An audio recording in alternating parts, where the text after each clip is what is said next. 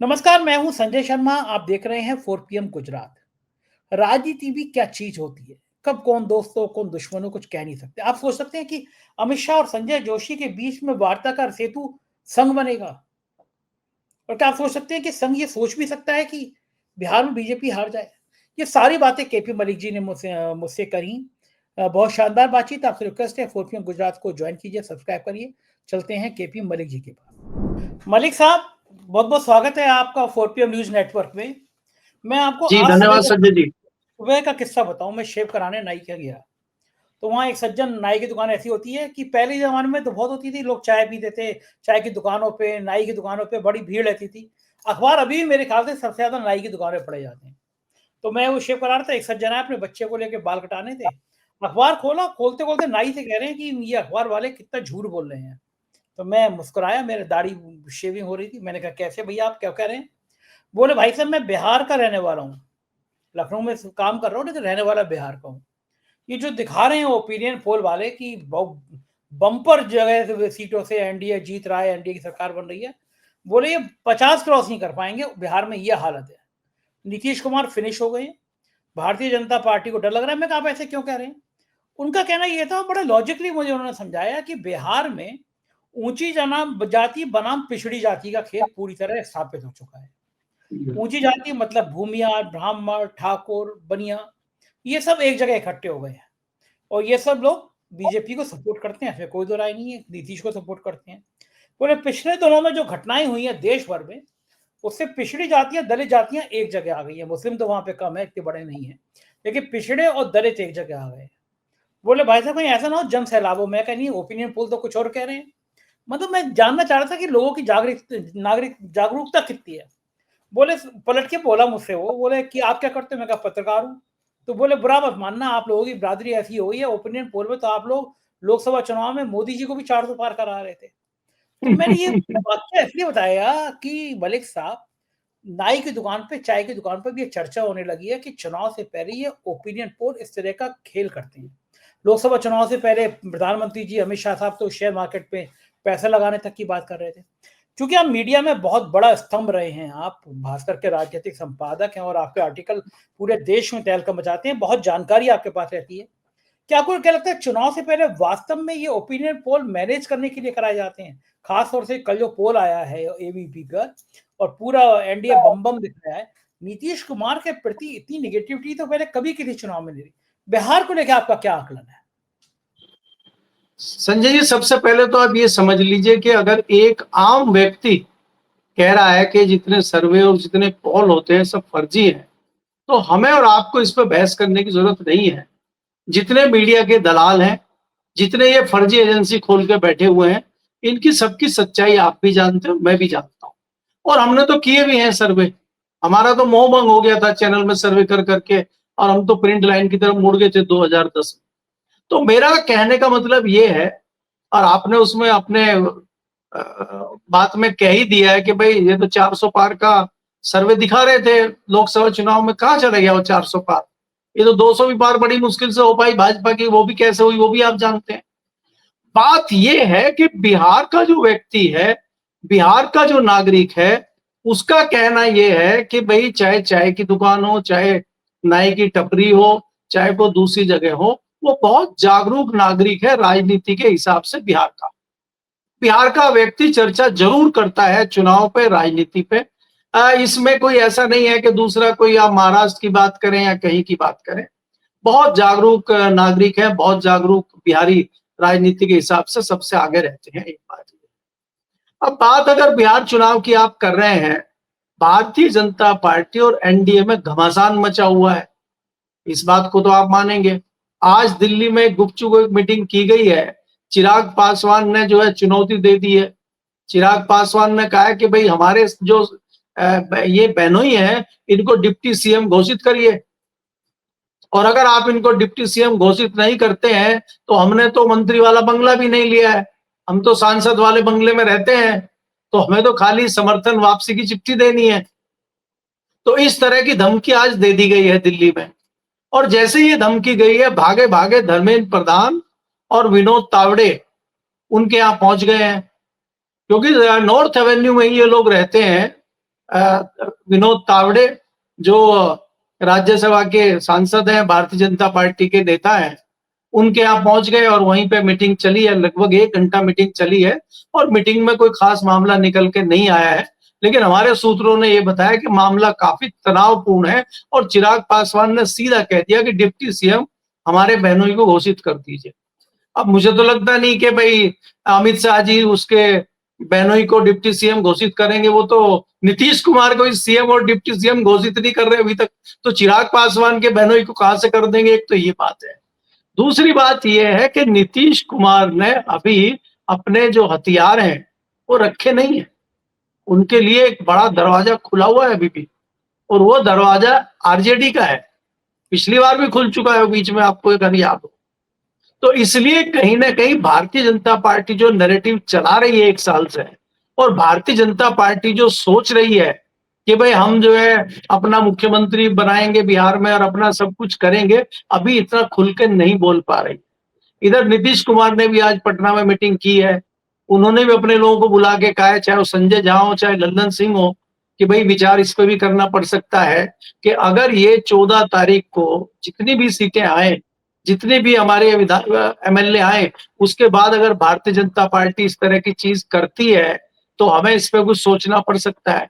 तो क्या उन परिस्थितियों में नीतीश कुमार भाग के आरजेडी के साथ जा सकते हैं क्या? एक तो ये है।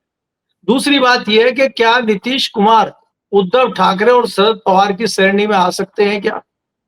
कहीं ऐसा तो नहीं है कि भारतीय जनता पार्टी ने और भारतीय जनता पार्टी के चाणक्य अमित शाह उन्होंने तैयारी कर ली हो कि नीतीश कुमार अगर ज्यादा अकड़ दिखाएं 14 तारीख की शाम को और वो बोले कि हम समर्थन वापस ले रहे हैं या तो हमें आप सीएम घोषित करिए, तो हम नहीं कर रहे, आपको उखाड़ लीजिए जो उखाड़ना है, तो उद्धव ठाकरे बना दिया जाए उनको और जाए वो महागठबंधन में चले जाए अकेले। अकेले गए थे ना उद्धव ठाकरे भी, तो ये भी चले जाए अकेले। तो इसलिए नीतीश कुमार की परिस्थितियां ये भी हो सकती है। अभी भारतीय जनता पार्टी बहुत सारी चीजें कर रही है जो आपके सामने आने वाली है, लेकिन भारतीय जनता पार्टी के सामने भी मुझे बहुत ज्यादा आसान चीजें दिखाई नहीं दे। भारतीय जनता पार्टी ने जिस चाणक्य को भेजा था, जिस अपने ब्रह्मास्त्र को भेजा था, पीके नाम के ब्रह्मास्त्र को, अब वो इनके लिए भस्मासुर बन चुका है। अब वो इन्हीं को खा रहा है। आप ये देखिए, आपने जो जिक्र किया है कि बिहार का इलेक्शन जो है अगड़ा और पिछड़ा हो गया है, और पीके जो है वो किसका वोट ले रहे हैं? पिछड़ों का। पिछड़ा तो कोई वोट दे ही नहीं रहा, तो वो अगड़ों का वोट काट रहे हैं। और अगड़ों का भी खासकर जो युवा लॉबी है उसका वोट काटने का काम पीके कर रहे हैं। तो पीके अगर अगड़ों का वोट काट रहे हैं तो वोट बीजेपी के कट रहे हैं मेरे हिसाब से, इतनी मुझे अकल है। तो ये तो उल्टा बीजेपी का ही नुकसान हो गया। तो चाणक्य की चाणक्यगिरी कहां गई? तो चाणक्य की चाणक्यगिरी चल नहीं रही 2024 के बाद, ये आप भी जानते हैं।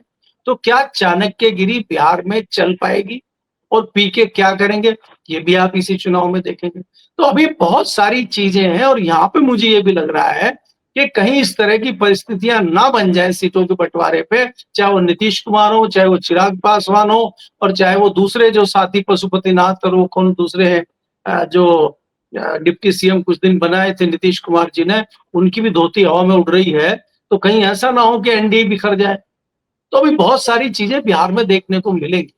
अभी बिहार में मामला बहुत गर्म है और समय बहुत कम है। जी, आपकी लाइन अच्छी है, मामला बहुत गर्म है, समय बहुत कम है, आप भी कवि हो गए हैं। मुझे बताइए कि इस चुनाव में संघ की क्या भूमिका है? लोकसभा चुनाव में संघ शांत था, फिर कुछ राज्यों में एक्टिव हुआ। इस बार संघ क्या चाह रहा है? अगर ये बिहार हारे तो मोदी जी की कुर्सी तो हिल जाएगी, बिल्कुल तय है। तो संघ की रणनीति क्या है बिहार में पूरा खेल करने की?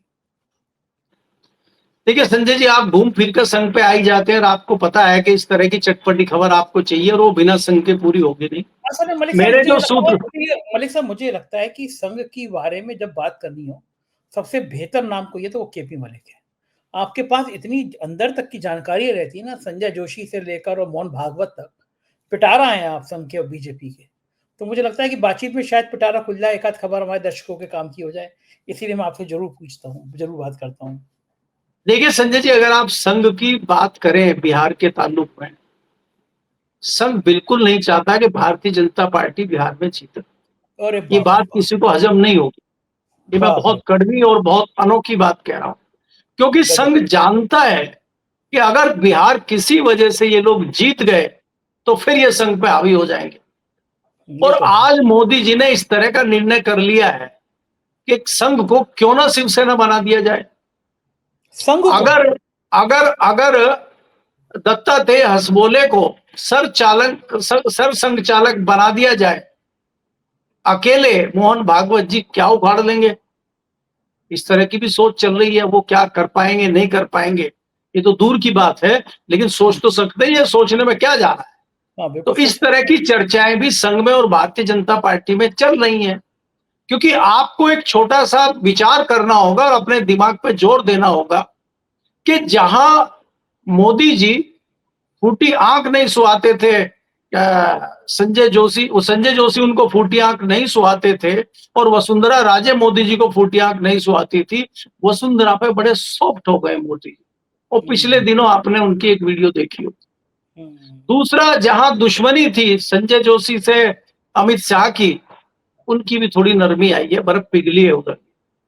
अच्छा, और संजय जोशी संघ ने निर्णय ये लिया है कि भाई संजय जोशी जी और अमित शाह जी आप आपस में बात करिए, आप थोड़ा सा मदद कीजिए अमित शाह जी की उनके ऊपर आने में, और आप जो है अमित शाह जी मदद कीजिए संजय जोशी की राष्ट्रीय अध्यक्ष बनाने में, क्योंकि सबकी अभिलाषा है, सबकी चाहत है राजनीति में।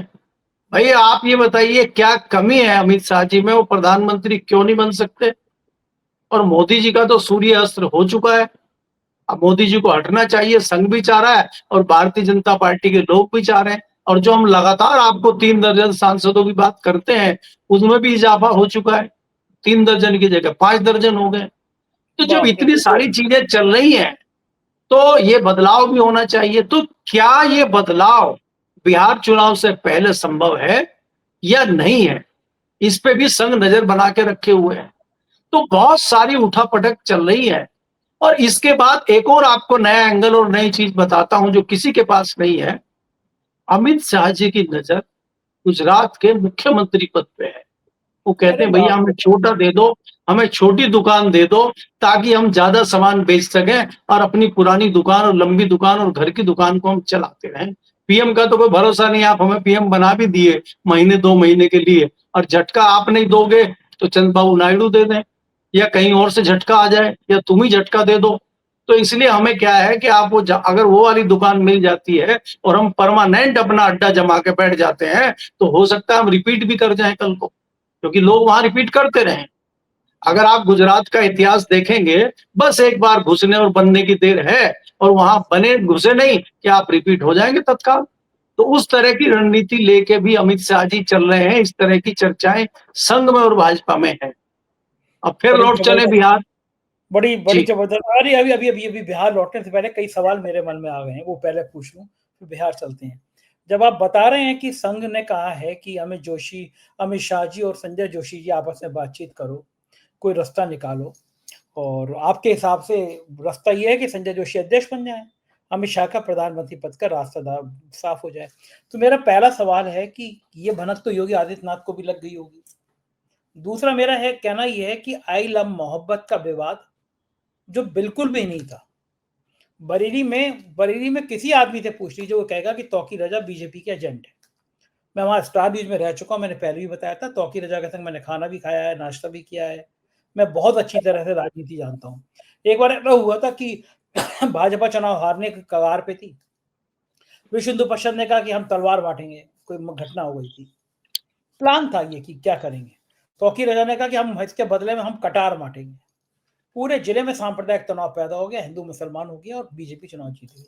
तो बरेली का बच्चा कहता है कि तौकीर रजा बीजेपी के एजेंट है। तो मेरा सवाल ये है कि क्या ये भनक लग गई होगी आदित्यनाथ को कि अब तो अमित शाह और संघ भी एक हो रहे हैं, तो वो अपना फेवरेट हिंदू वाला कार्ड, हिंदू मुस्लिम वाला कार्ड खेलने की प्लानिंग की गई। बहुत सारा पैसा मुझे सुना है गोदी मीडिया को 1 महीने के अंदर दिया गया है, भयंकर पैसा। उत्तराखंड का रिकॉर्ड तो आया ही है, 1000 करोड़ से ज्यादा उत्तराखंड छोटे से राजनीतिक चैनलों को दिया है। मैं तो देख के दंग रह गया। उस पर स्टोरी बनाई है मैंने, आज कल मेरे चैनल पे देखेंगे लोग। उत्तर प्रदेश में भी सुना है गोदी मीडिया को बड़ा पैसा दिया गया है कि तुम स्पेशल बुलेटिन चलाओ। आज तक जैसे चैनल पे बुलडोजर के ऊपर 1 घंटे का बुलेटिन चल रहा था। अब कोई आरटीआई में नहीं बताएगा कि आप सबको इंडिया टुडे को पिछले 4 महीने में कितना पैसा मिला है। लेकिन जब बुलेटिन चलते हैं, तो समझ में आ जाता है खेल क्या है। तो क्या योगी भी अब इस चाल को तोड़ने की कोशिश में जुट गए? क्योंकि अगर ऐसा हुआ, तो योगी जी को झटका लगेगा कि वो मानते थे उनकी कुर्सी संघ की वजह से बची है। और बिहार चुनाव जीत गए तो योगी को लगता है कि उनको भी चेंज कर दिया जाएगा। इस पूरी राजनीति पे मैं आपका कमेंट चाहता हूँ। देखिए संजय जी, इसमें आप एक चीज को छोड़ रहे हैं, उसको आपने नहीं लिया। इसमें गडकरी जी को भी जोड़िए। एक गडकरी जी के साथ जो शुरू हुआ, उधर योगी जी ने खेल शुरू किया और इधर गडकरी जी के साथ खेल शुरू हुआ। इन दोनों को भी कहीं ना कहीं कड़ी में जोड़िए, क्योंकि अगर संघ मजबूत होता है तो इसमें कोई दो राय नहीं है कि बाबा भी मजबूत होते हैं और गडकरी भी मजबूत होते हैं। लेकिन संघ बाबा को समझाने में कामयाब रहता है और बाबा को कोई जल्दी नहीं है। बाबा तो 29 के बाद के प्रधानमंत्री पद के दावेदार है ना, इमीडिएटली तो उनको बनना नहीं है। और अभी तो 29 का जो मैदान है उसको तैयार करना है, प्लेटफॉर्म तैयार करना है। तो क्यों ना बाबा के लिए कर दिया जाए, कहने में क्या जाता है। बाबा आप तैयारी करिए और देखा जाएगा उस समय में क्या है, जुमलेबाजी करने में क्या है। तो संघ ने इस प्रकार की जुमलेबाजी बाबा के लिए कर दी है और बाबा को कह दिया है कि आप अपने फॉर्मूले पर मजबूती करिए।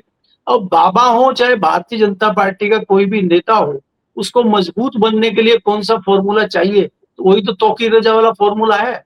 और तो कोई ऐसा फॉर्मूला है नहीं। कानून व्यवस्था तो खत्म हो चुकी है उत्तर प्रदेश में। बाकी जितने चीजें थी वो सब जो है खत्म हो चुके हैं, सारे फॉर्मूले निकल चुके हैं। सारे जो जितने आपके पास हथियार थे, बंदूक के कारतूस थे, वो चल चुके हैं, चले हुए कारतूस हैं सब। अब नया कारतूस तो चलेगा नहीं। अब तो यही बचता है मिला जुला के कि चंद जाहिल उधर भी हैं और चंद जाहिल इधर भी हैं और जाहिलों की लड़ाई शुरू हो जाए। अब आप ये देखिए, आप बिहार के अगर संदर्भ में भी लेते हैं, ये क्या छोटी घटना हुई है जो जूता चीफ जस्टिस पे फेंका गया है। और सही जो बात है। चीफ जस्टिस पे जूता फेंकने की आवाज है, जो चिंगारी है, क्या ये बिहार में नहीं जाएगी? क्या पूरी बिहार में तरह। इस पर विचार नहीं होगा? आप याद करिए कि जब अमित शाह ने एक बयान दिया था अंबेडकर को लेके लोकसभा में, और दूसरा संविधान की बात जो आपने करी थी, उसकी गूंज आपको उत्तर प्रदेश और बिहार में सुनाई दी थी। तो मेरा मानना यह है कि जो आपने शुरू में कहा था, बहुत महत्वपूर्ण बात है कि लड़ाई अगड़े और पिछड़े की हो गई है। और पिछड़ा जो है इस पे विचार नहीं करेगा कि चीफ जस्टिस के ऊपर जूता फेंका गया है, और जिसने जूता फेंका है उसके वीडियो वायरल हो रहे हैं और उनको कोई अफसोस नहीं है। वो कह रहे हैं सनातन धर्म का बड़ा अपमान हो गया है और सनातन की परिभाषा उनको पता नहीं है।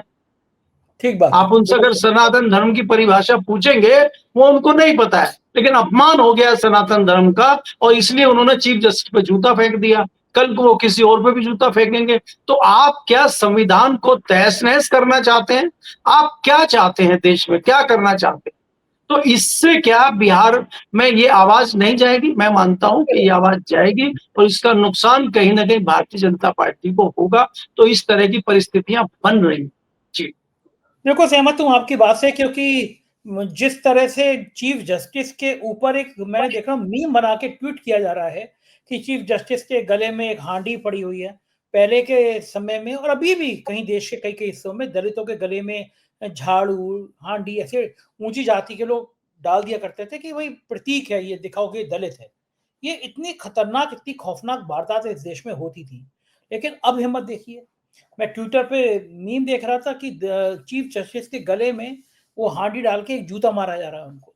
और नाम से एक महिला है झारखंड की, वो नाम से काकी ऐसी कुछ करके नाम है, वो लगातार ट्वीट कर रही हैं। और उस ट्वीट का समर्थन करने में कौन-कौन? जो राइट विंग के अजीत भारती और इस तरह के लोग हैं जो एकदम दक्षिणपंथी हैं, वो खुलेआम चीफ जस्टिस को लिख रहे हैं। यानी कि दलितों का इस तरह अपमान किया जा रहा है। और जो ये ट्विटर हैंडल है उसको बीजेपी के बड़े-बड़े नेता फॉलो करते हैं। तो क्या ये मान लिया जाए कि भारतीय जनता पार्टी के मन में दलितों के प्रति कोई सम्मान बचा नहीं है? चीफ जस्टिस के ऊपर इस तरह की घटना, मल्लिकार्जुन खड़गे, राहुल गांधी, सोनिया गांधी, देश के तमाम बड़े-बड़े नेताओं ने जब चीफ जस्टिस के ऊपर इस तरह जूता फेंकने की निंदा करी, उसके 7 घंटे बाद जब कपिल सिब्बल ने ट्वीट करके कहा कि प्रधानमंत्री, गृह मंत्री कहाँ हैं? अभी तक कानून मंत्री का बयान तक नहीं आया है। कपिल सिब्बल के ट्वीट करने के बाद लगा कि अगर अब ट्वीट नहीं करेंगे तो ज्यादा नुकसान हो जाएगा। तब तक वो गुणा भाग कर रहे थे, ट्वीट करें नहीं करें, एक्स पे लिखे नहीं लिखे। घटना के 7 घंटे बाद प्रधानमंत्री जी लिख रहे हैं कि बहुत खराब घटना हो गई। किसी सिंगर को, किसी हीरो की उंगली में चोट लग जाए तो 15 मिनट में प्रधानमंत्री जी का ट्विटर मैसेज आ जाता है। लेकिन इस तरह बीजेपी की बड़ी ट्रोल आर्मी दलितों का अपमान कर रही है। मोहन भागवत का ट्वीट नहीं आया, संघ की तरफ से घंटों तक ट्वीट नहीं आया कि भाई दलितों के लिए इस तरह अपमानजनक बात की नहीं जाए। तो ये मैसेजिंग है, क्योंकि समाज में लोग कहते हैं कि आरएसएस की जो आइडियोलॉजी है वो दलित विरोधी है, वो ऊंची जातियों के वर्चस्व को स्थापित करनी है। तभी संघ का कोई भी प्रमुख आज तक ब्राह्मण के अलावा बना नहीं है, सिर्फ रज्जू भैया को छोड़ के, कि ब्राह्मण होगा वही संघ का प्रमुख होगा। तो ये जो ब्राह्मणवाद है ये संघ के साथ क्या भाजपा को ले डूबेगा? क्योंकि दलितों में गुस्सा है, मैंने देखा कुछ दलितों में बात की, सच में गुस्सा है। और ये गुस्सा कहां तक जा सकता है वोट की शक्ल में, मलिक साहब? हाँ संजय, सबसे पहले तो आपको ये देखना होगा, प्रधानमंत्री जी का ट्वीट शायद अंग्रेजी में आया है, और दलित तो अंग्रेजी पढ़ना भी नहीं जानते। हाँ, बहुत बड़ी संख्या में नहीं ये जानते। ट्वीट किसके लिए है? नंबर एक। नंबर टू ये है कि ये तो आपने जीते जागते व्यक्ति और देश के सबसे सम्मानित जज यानी कि चीफ जस्टिस के ऊपर जूता फेंका है।